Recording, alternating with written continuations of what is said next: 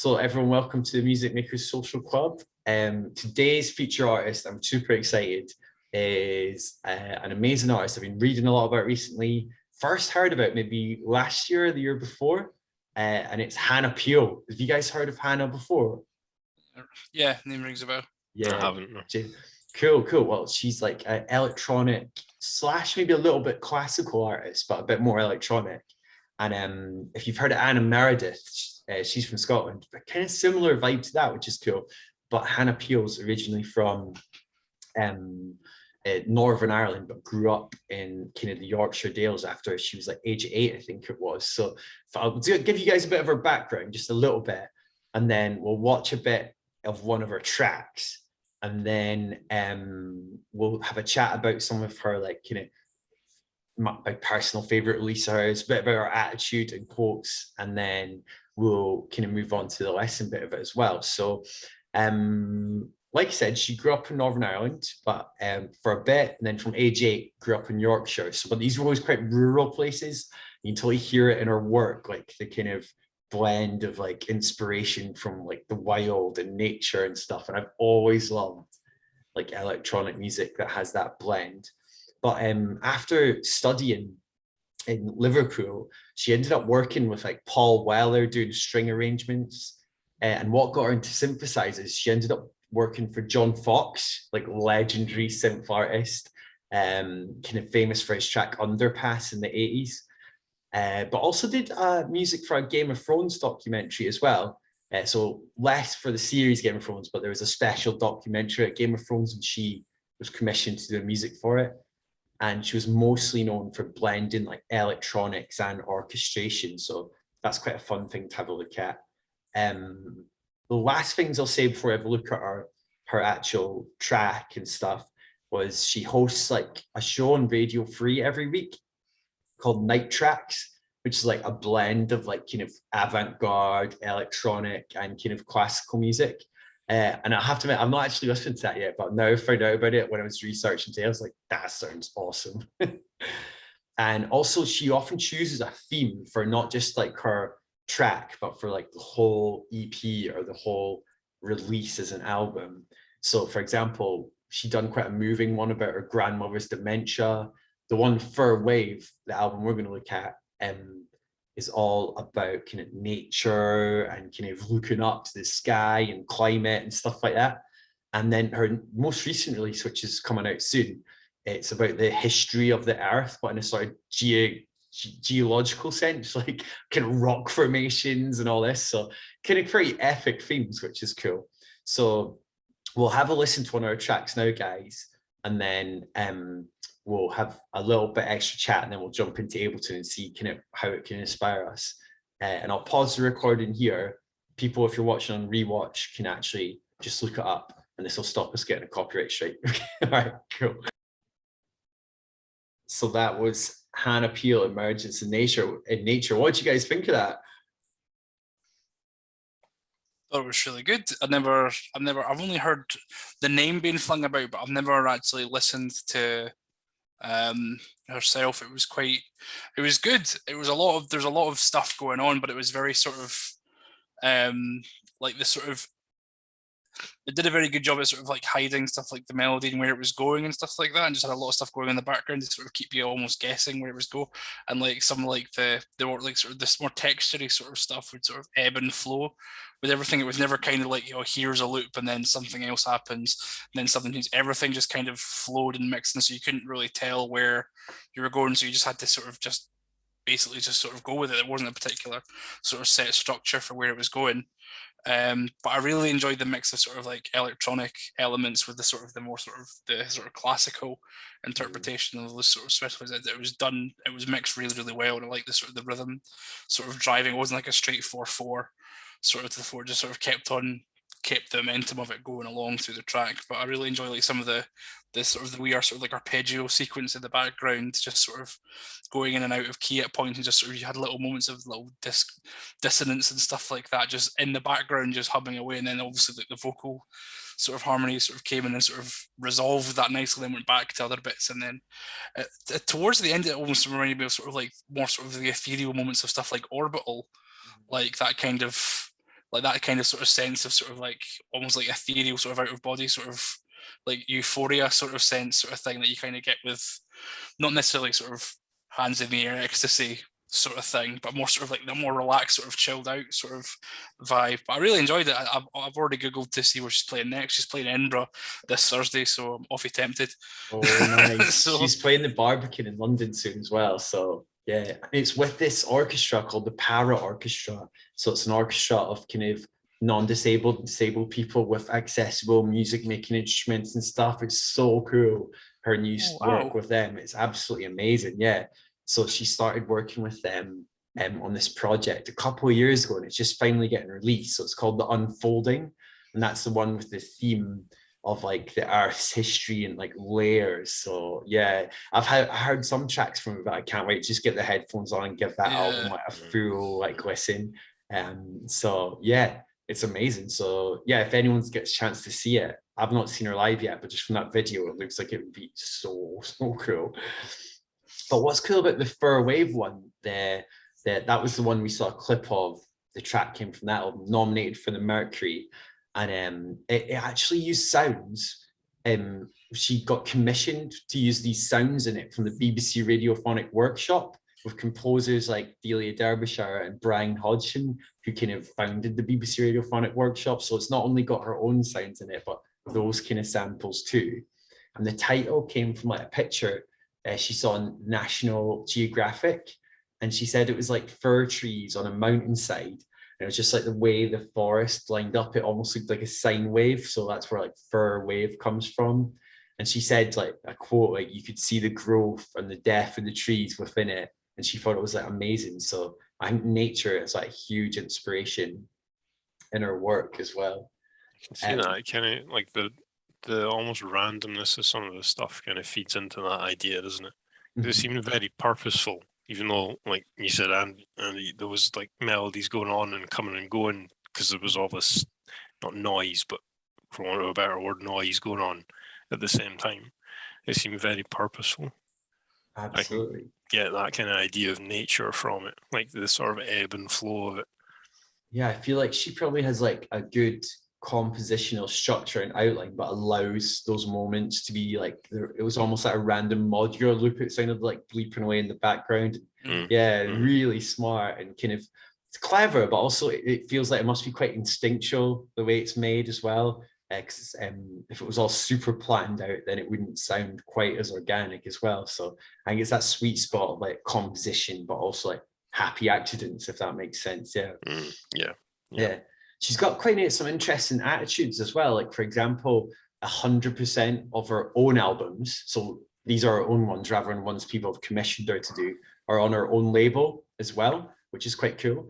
And she totally values independence. Like, for example, she really likes Delia Derbyshire, Daphne Oram, Wendy Carlos, people who helped kind of work in the BBC Radiophonic Workshop. And she said that they were so independent because they had to be, and there wasn't anything around to really support them, but they still did great things.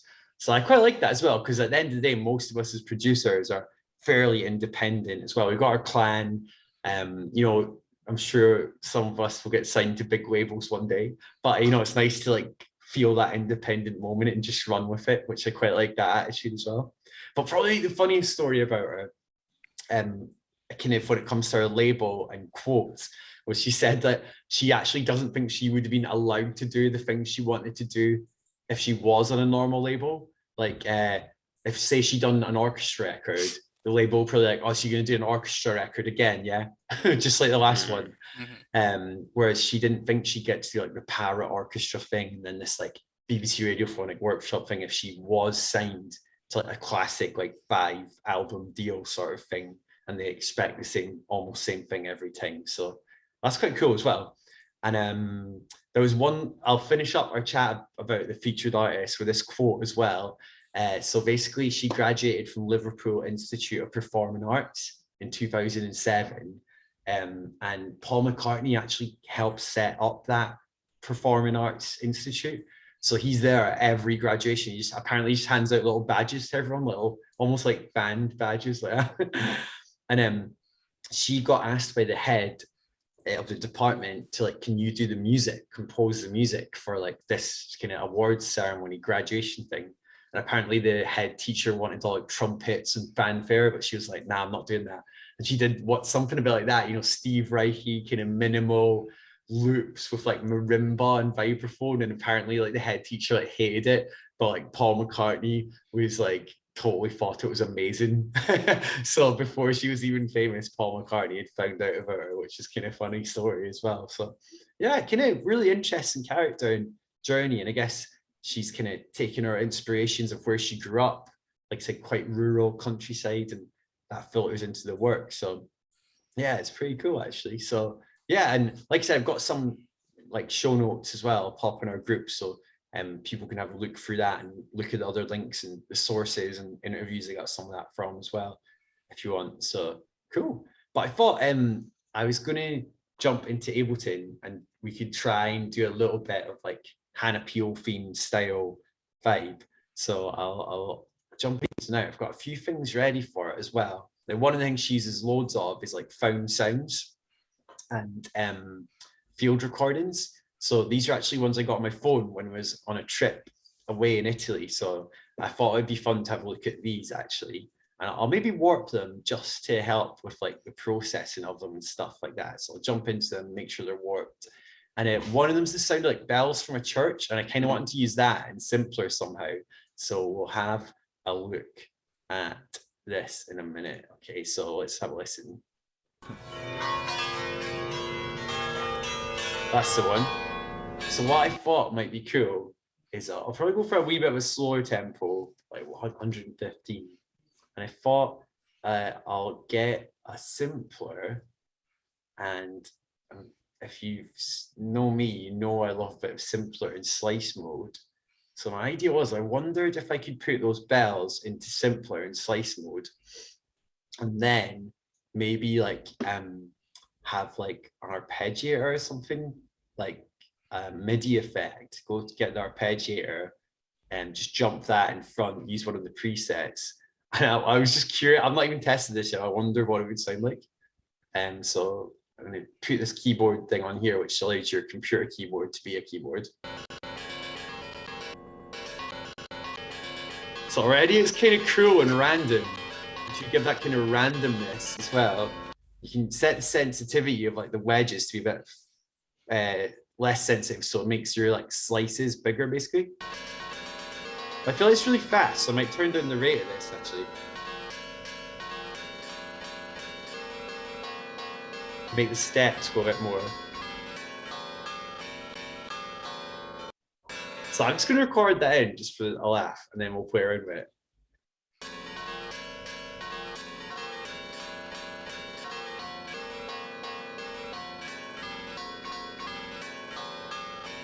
And that's just got like a 4-bar loop there. So yeah, just let's have a look at that 4-bar loop. I want to see if we can get someone of this. Like, it's kind of interested in using simpler in this way. Have you guys ever done anything with simpler with a field recorded, quite like that can pop in a field recording slice mode and done something with like that? Not with a field recording, but with some guitar that I recorded and I've done it and ended up with a sort of jangly sound in the background. With again, cool. Like you're doing with the arpeggiator, and then I think it was Valhalla echo in the end of it. Oh, a bit of Valhalla. I've actually got that ready, a big reverb there. Yeah, so cool. All right, let's see what it sounds like. I think it could be slower actually.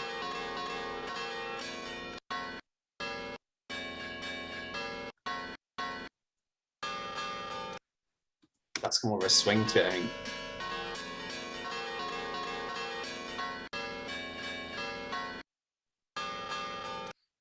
I think it's getting some silence in that loop as well, actually. I think maybe I'll just have it as a 1-bar loop and see if that works out nicely.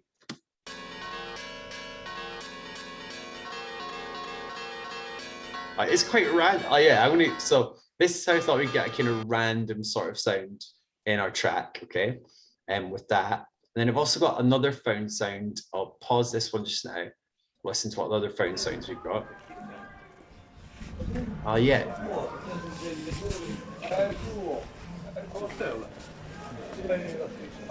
So I thought that could be like our noise floor. This is like just walking past a pub at night. So that one could just be quiet in the background. The other funny one is got the sound of these like crazy frogs. Not like the crazy frog, like that famous annoying thing. But so listen, this is quite a funny one.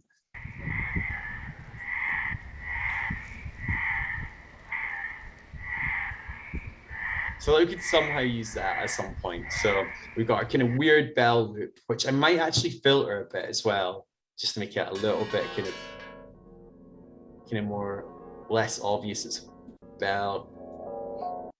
Try transposing it down a few steps. Ooh, okay, I can do that. Yeah. So listen. It's funny how it seems to. I think. Okay. Yeah, transpose.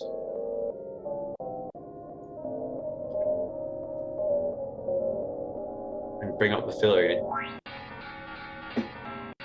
That's quite cool, James. I'm loving that. Okay, so we'll leave that in the background away doing that. I can also thought I want to get a bit of rhythm in the track. And I noticed that she did go for quite a sort of to start with in that track. Just a kind of flat out kick drum, pretty much forward to the floor. So I thought, oh, I'll just probably just do something simple like that to get us going with a rhythm anyway. What I thought was cool though at the start is like the loop she started with, the kick drum come in at an unexpected point. So it almost felt out of time, but then it gradually went back into time. So I thought it was like quite a cool little thing as well. So I'm just going to grab a classic kind of 808 kick actually. So from the Samples from Mars pack, which you can buy at Black Friday, and they do their whole collection for really, really cheap. So I don't know why, but it's some of the best sort of drum samples around because they record they record it flat up. They record it straight through some nice analog gear. They just make a good effort for it. Samples from Mars, so we could have our little so far, I'm going to remove that there and move that down a bit. We said the walking past the pub, and we could have a sort of.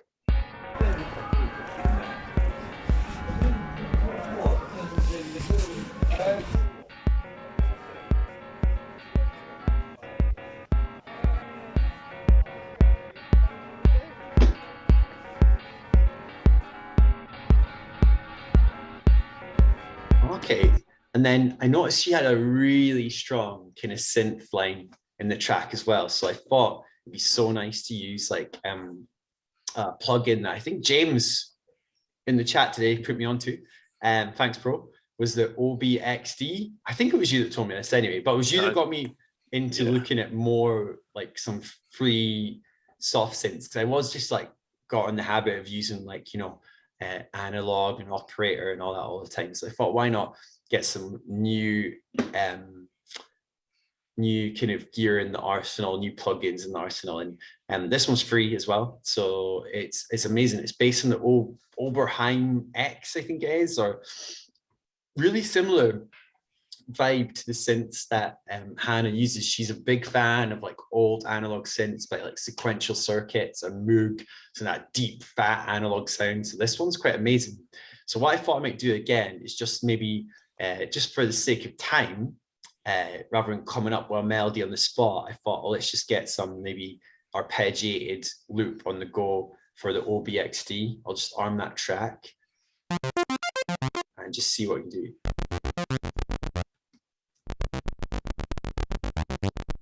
And then we can play, just record in a loop, then we can start playing with the presets of it as well. Okay, so here we go.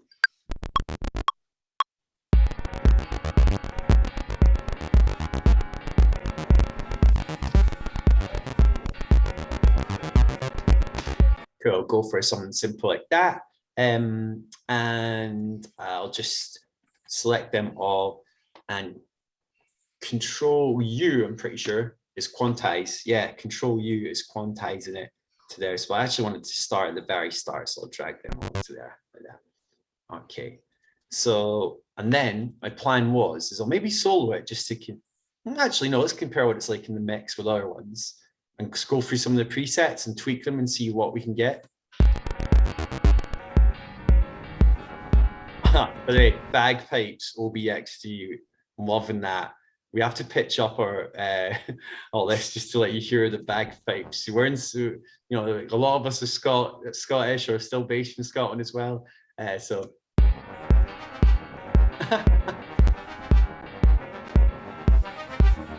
Well, actually sounds okay.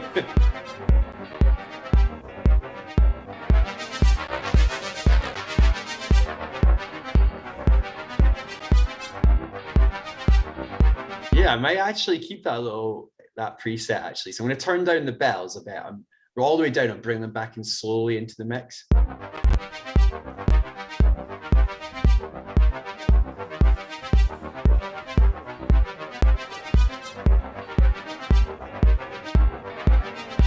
Might pan them a little bit as well. And because they are kind of feel like they're taking up quite a bit of space, I'm just going to jump to EQ8 and just cut out a lot of the bass from the bells as well. And that should give us a bit more space for our kind of bass synth. Because really, these bells are meant to be kind of sort of atonal, a little bit weird, little interesting thing quietly in the background. That's the plan. Yeah.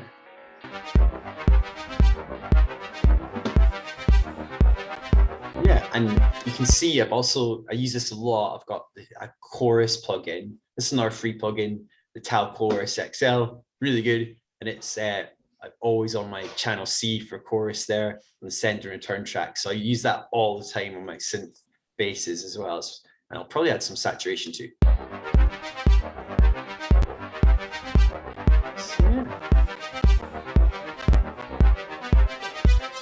So yeah, pretty happy with that. I thought they could maybe make that loop a little bit more interesting by extending it. So I'll dupe the loop and then maybe like pitch these down by like 3 steps. So you can usually by like going down by 3 or 5 or up by 3 or 5, that usually sounds like quite a musical step as well. And you'll notice a lot of chord progressions in songs quite often start with like the first chord and it moves up by like 3 or 5 steps. You can usually sort of guess, well, that might sound good. Might not. Let's listen to it and see.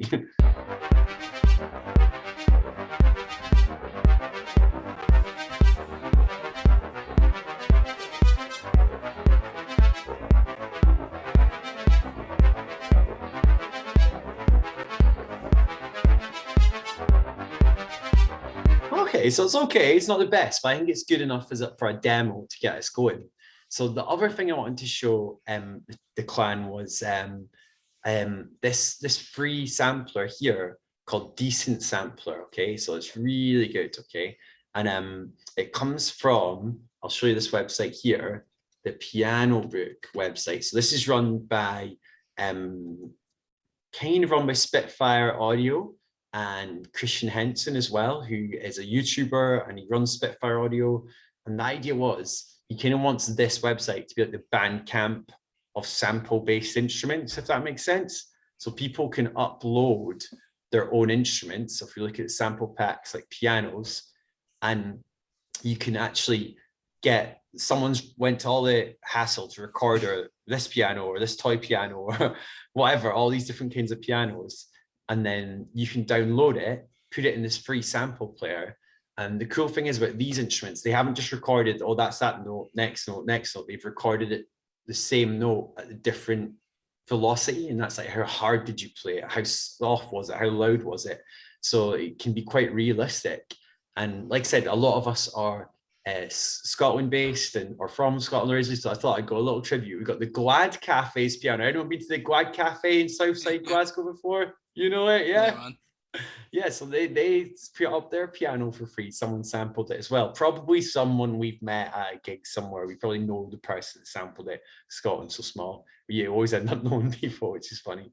But they've also got not just piano, strings, choirs, all that. So my idea is if this sounded good tonight, I might go in and eventually add some choir sounds to this or some strings. But right now, the only pack I've got installed is our piano one, which is the...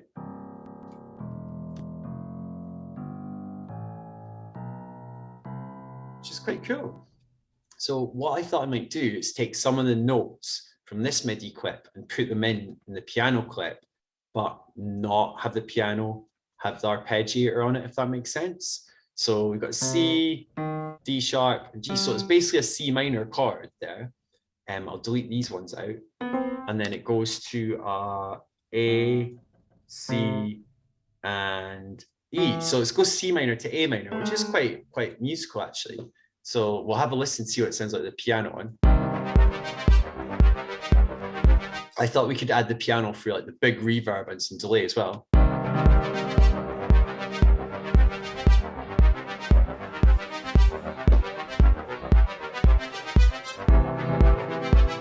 Turn up the note release so it rings out a bit more.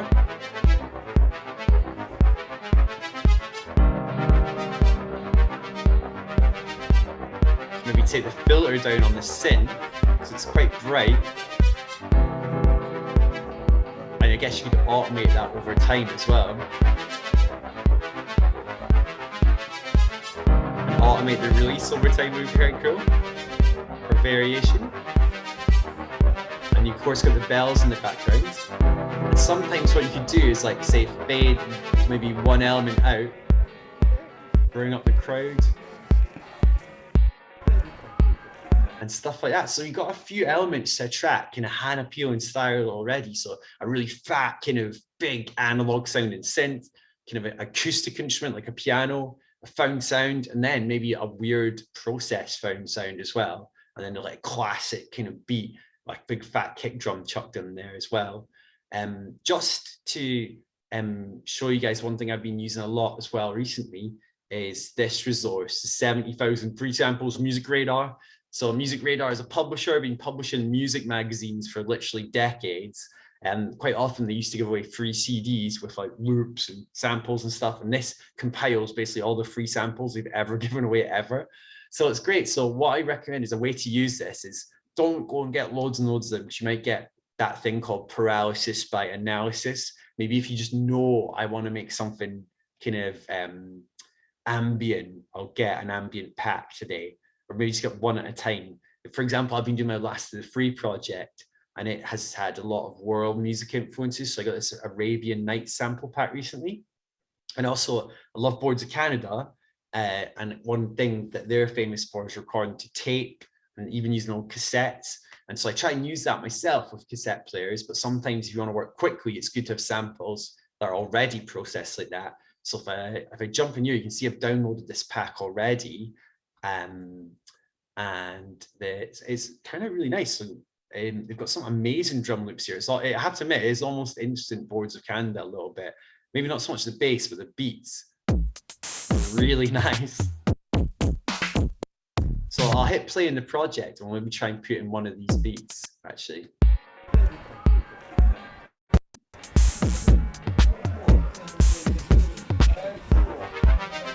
I think even that one might be cool. Let's just start with that one. So if you listen to it all.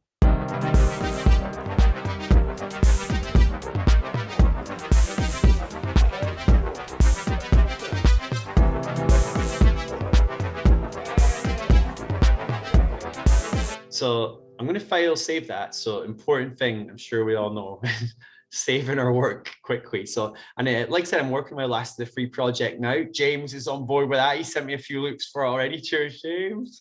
And I know it's so good. So we're sort of working on that, kind of just no rush, but slowly together. I think this one, I'll just call it Hannah Peel inspired. It's okay to be inspired by other amazing artists as long as you don't totally rip them off. And you know, this could end up being on the more kind of chill out EP we're going to make, and then we've got a more dance forward styled EP we want to make as well. So this could work okay on it, actually. And just a few things for giving it that organic sound, like I was saying, in that sort of tape saturation style plugins. Acoustic instruments are great. Found sounds are great as well. And also one thing I forgot to do at the start of this was like choosing a sort of theme before you even start. So Hannah Peel obviously does that. And that was one thing in the show outline I wanted to do, but I forgot, was before we even make any music, choose a theme, choose something like this is going to be about this. And it doesn't work for everyone working that way, but sometimes if you're lacking inspiration, if you do that, you might find it gives you inspiration, and then you create something that's even more personal and maybe has more meaning to it in the long run as well. So yeah, I think that kind of wraps up our little artist feature and like kind of lesson sort of tutorial based off techniques that Hannah Peel uses. You guys got anything to add to that you think's cool, or think can see this, like anything you want to add, or can see where this track might go, or anything like that? Can you stick a beat repeat in that piano? Yeah, it can actually. Let's go for it. So I'll go to audio effects, beat repeat. I've got a few different presets ones I've got already, so I'll just chuck that on and see what. Actually, that's quite a cool idea, James. I love that. Oh yeah, maybe change the pitch of it as well, the pitch decay.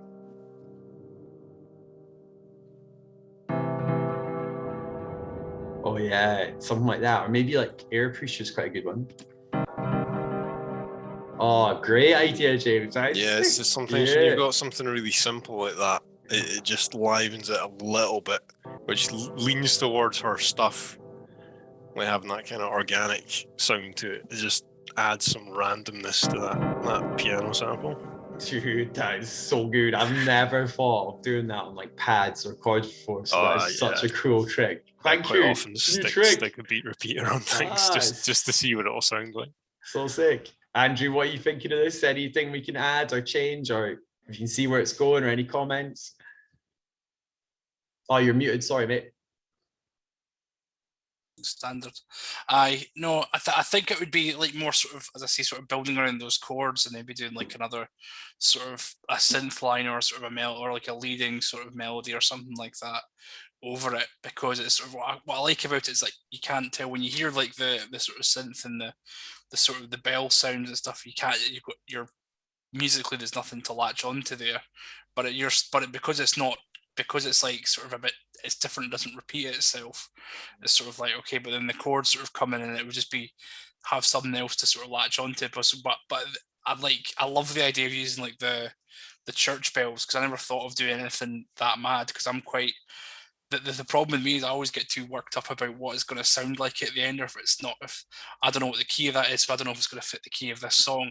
But this is like, by doing this method, I was like, actually, I should just do it. And if it sounds good, then it's fine. You don't have to worry about stuff like that. That's the golden rule. If it sounds good, yeah. So I'm just like, and I'm just like, I was sitting there going, that's not gonna, is that right? Okay. And it all came together. I'm like, right, okay, I should just stop being so neurotic, I suppose, or worrying about it. But no, I really enjoyed like the elements of it. I'm definitely going to use that. I never thought of using like the sort of the splice for atmospheric things and stuff like that. I've used like stuff as like sound beds before, but I've never thought about putting it into splice mode with an arpeggiator before. So yeah, I'll definitely have to look into that as an idea. So nice. And also I'm so excited just about using the sample packs from Piano and getting more of these sounds for like strings, choirs and stuff like that. I'm really excited for that, to get more of those sounds, because of course you can run out and buy like 300 quid Spitfire audio pack and you'll get the full, but sometimes I used to use free tools just to get used to it, and then if you want to upgrade to like and they do some free Spitfire audio stuff. James has worked with one of their orchestral sample packs, haven't you, James? Yeah, it was the BBC Orchestra, and they had that free for a while if you filled in a questionnaire or something. Yeah, I think they might occasionally still do that offer as well. So yeah, it's a really good pack. So using, I think, as electronic music composers, even in kind of house or techno, you can use acoustic sounds in kind of cool ways, and it might help you kind of stand out, or just it might just be fun. Basically, that's the main thing. Have fun and see where it goes. Yeah. So nice one. That's good. Nice one. Well, I'll just kind of stop the share just now, and I think that kind of wraps up our lesson in